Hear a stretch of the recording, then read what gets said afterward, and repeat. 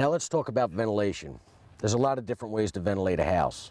Ventilation, it's very interesting, and again, it starts on the measure call when I ask pretty much uniformly that I have to get up in the attic. Even when I see nice big holes in the soffits, doesn't mean that the insulation's covering on the top.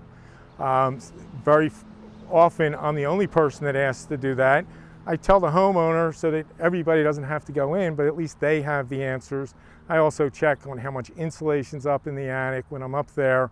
And it is amazing how many people have ventilated soffits covering up solid wood boards. You hear a lot about ridge and soffit systems, but ventilation is basically a system of intake and exhaust. Your intake is low at the soffit, your exhaust is high at the ridge. Ridge ventilation with adequate intake vents moves the warm air up and out of the attic. Effective ventilation provides year-round benefits. It creates cooler attics in the summer, drier attics in the winter, and it helps prevent ice dams.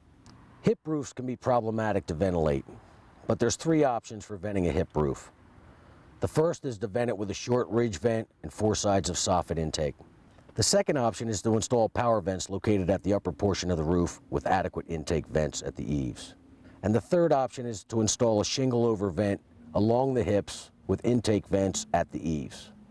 When installing ridge and soffit vents on roofs with unusual shapes, such as L's or T's, the ridge vent should run across both the long and short ridges, as long as all the attic areas are open to each other. If the ridge heights vary by more than 3 feet and the attics are connected, the ridge vent should only be placed along the highest ridge. This eliminates a potential problem where the ridge vents at various heights short-circuit the airflow. Proper attic ventilation that meets building code is required by every shingle manufacturer's warranty, including CertainTeed's.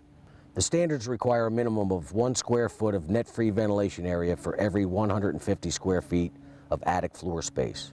However, according to the 2012 International Residential Code, the minimum net-free ventilation area is 1/300 of the vented space, provided one or more of the following conditions are met. One is based on climate zone and the use of a vapor barrier. The other specifies the amount of intake and exhaust as far as a percentage. Refer to the SAM for the exact details.